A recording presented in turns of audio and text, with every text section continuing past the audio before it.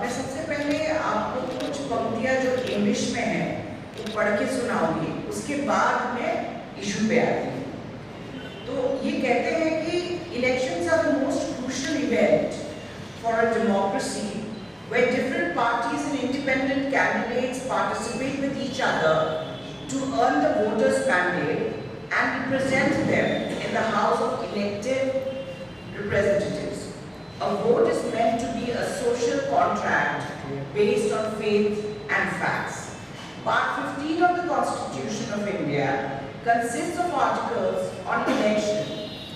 Article 324 of the Constitution provides that the power of superintendence, direction and control of elections to Parliament, state legislatures, the office of the President of India and the office of the Vice President of India shall be vested in the Election Commission. One of the most heartening features of the press briefing by the Election Commission of India on the day General Elections 2024 was announced, it was emphasized that it would be on the level of playing field. The CEC said that it would be ruthless. मतलब हिंदी में अगर हम ruthless को बोले तो उसको बोला जाता है बेरहम या फिर निर्मम. In dealing with complaints of action that disturbed the level playing ground. आज मैं इलेक्शन कमीशन से ये पूछना चाहती हूँ कि वो अगर कह रहे हैं कि वो रूथलेस होंगे, निर्मम होंगे, उनके खिलाफ जो लोग मॉडल कोड ऑफ कंडक्ट का उल्लंघन कर रहे हैं, तो वो फिर इतना दयालु या फिर कृपालु कुछ लोगों के प्रति क्यों है? मैं आपको बहुत सारे उदाहरण आज देने वाली हूँ, जिसके लिए मेरे पास बहुत सारे प्रूफ हैं। हम लोगों ने बहुत सारे कंप्लेंट्स सीईओ को किया है, आरओ को किया है, पर अभी तक हमें सिर्फ यही चिट्ठी लिखा जाता है कि we are looking into it. हमने आज शाम का टाइम मांगा था एक डेलीगेशन लेके जाने के लिए, पर हमें कहा गया कि आप कृपया मेल करें, फिर आपको समय दिया जाएगा। विपक्ष के पार्टियों के लिए ऐसा व्यवहार क्यों? सबसे पहले मैं आपके सामने रखना चाहती हूँ कि ये चिट्ठी 31 मार्च को लिखा गया था, जहाँ पे इंडियन नेशनल कांग्रेस ने परमिशन मांगी थी अपने होर्डिंग्स लगाने के लिए।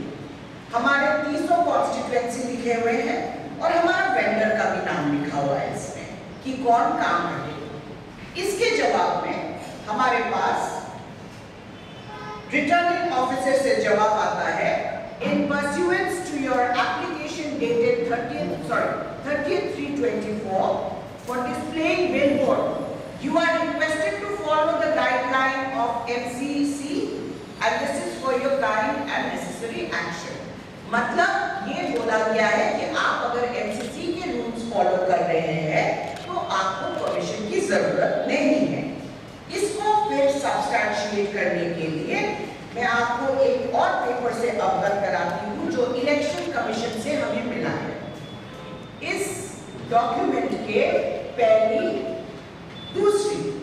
दूसरी पेज के बिल्कुल ऊपर क्या लिखा हुआ है, मैं पढ़ के आपको सुनाती हूँ।